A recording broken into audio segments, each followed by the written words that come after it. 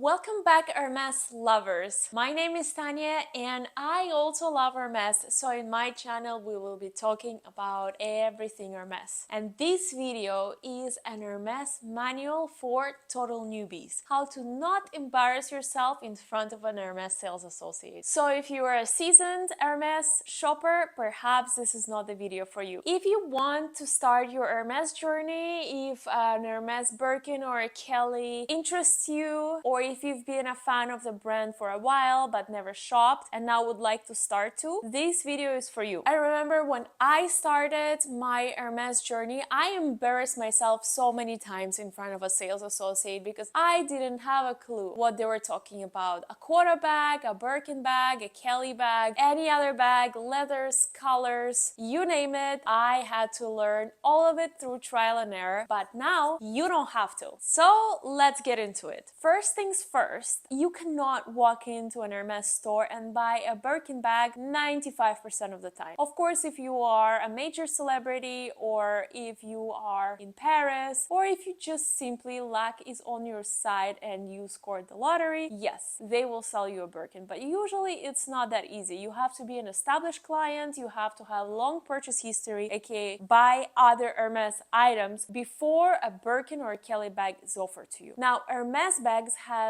variety of bags, not just a Birkin or a Kelly. They have a lot of other bags. They are usually divided into two groups: quota bags and non-quota bags. Now, a list of what is a quota bag and what is a not quota bag will depend on the country, on a city, and even on a specific store. But typically, quota bags are limited to how many bags you can get per year, and non-quota bags you can buy pretty much as many as you want, although they are still rare, but not as rare as quota bags. So that's why there is quota bags and non-quota bags. Quota bags are usually a Birkin or a Kelly. They're always considered a quota. Constance is sometimes considered a quota. Kelly family, aka Kelly Dance, Kelly Pochette, Kelly on the Go, those are sometimes also considered quotas. In some countries, a Picotin is considered a quota. It all depends on the country. Like, for example, I know in one country in the same city, there's several Hermes stores, and a Constance is considered a quota bag in one and is not considered a quota bag in the other store. So it's really depends on a store and on their policies, as well as quotas. I used to be 2 quota bags per year, then it was 2 quota bags, but it had to be 1 Kelly and 1 Birkin. Again, in some stores it's more strictly enforced than in others, but it was a general rule. Now there is rumors that it's 1 quota bag per year. It's confirmed in Paris, but I think that other countries are still catching up. In some stores, in some countries, again, they have already switched to 1 quota bag per year, and in some stores in the same countries it's still 2. So it really varies on a store and on a country. Unfortunately, there's no like set rules, and you have to always ask your sales associate, but you have to know what you're asking about, right? So there's a difference of quota and non-quota. Non-quota bags are much easier to get, although still hard. You can ask your sales associate. Sometimes you can buy those bags online, although I don't recommend it. So we have defined Hermes quota bags and non-quota bags and how many you are allowed per year. When you start buying Hermes things, if your purchase history is deemed worthy enough by your sales associate will ask you to make a wish list. This is where this video comes in the most useful. When you give your wish list, you want to appear knowledgeable about bags, about leathers and colors. Now, Hermes makes so many different leathers. If you want a guide on leathers, I made another video, I will link it below. So it's very important to know what kind of leather you would like. Would you like an exotic or regular leather? Would you like a durable leather or something that is more on the delicate side? What kind of colors do you like? It may come as a shock to you, but Hermes names all of their colors. So all of their colors have a name, and usually you are expected to at least know a few colors when you're making your wish list, because if you say I want a blue Kelly, they don't know if you want a very light blue like blue broom, if you want a bright blue like blues as in bar, or if you want like a navy blue. So there's a whole array way of Hermes colors, I do recommend reading up online a little bit before going and making a wish list. Of course, if you want classics such as a black is everywhere black, although in Hermes it's noir. How very French of me. I make a lot of videos on Instagram about Hermes colors, and we talk a lot about Hermes colors on my Instagram story, so if you don't follow me there, please do.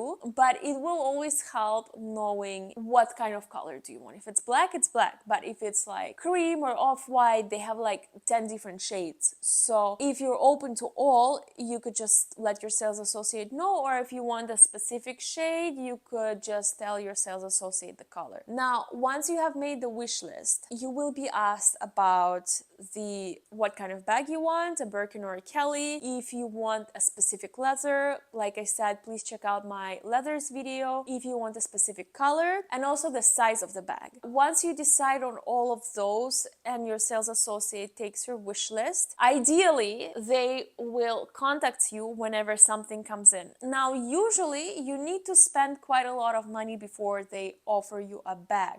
At least that's how it works in the United States. So if a Birkin is $12,000, you're expected to spend between 10 and 15 to have a long purchase history with Hermes to be offered a bag. In some stores, actually what we call a pre-spend, aka the amount of money that you need to spend to be offered a quota bag. In some stores in the US, it's much higher. It's actually 2 to 1. Whenever we talk about ratios, 2 to 1, 1.5 to 1, 1 to 1, is we're talking about 1, meaning the quota bag price, which is $10,000, $12,000, $13,000. In some stores, you need to spend double that on other non-quota bag things to be offered a quota bag. So this is what's called a pre-spend, and a pre-spend restarts after you get your first offer. So let's say your sales associate calls you and they say, we have a bag for you. Sometimes they may have the exact bag you wished for, but sometimes they may not. If you wanted a black Kelly 25, they may offer you a black Kelly 28. Also hardware. Forgot to mention that there is many different hardwares, but if you're making a wish list for your first bag, you kind of need to know if it's palladium or gold. I mean, of course they have rose gold and they have other things, but usually in your first bag, it's going to be either palladium or gold. Gold is considered more desirable. So they may have a bag that you want, but they may have it with another hardware, or they may have it in another style. Like let's say you ask for a Kelly 25 black Cellier style, which is the Epsom leather, stitching on the outside, but they offer you a return, again, excuse my French, with a stitching on the inside. And then it's up to you if you would like to buy the bag or not. So once you have bought your first bag, your pre-spend restarts and you have to do it all over again. So basically, Hermes rewards with handbags their most loyal customers and fans of the brand. I absolutely love Hermes. So for me, spending on high quality items such as shoes, china, ready to wear, jewelry, you name it. For me, I just love the brand so much that it is not a hassle, but some people do not like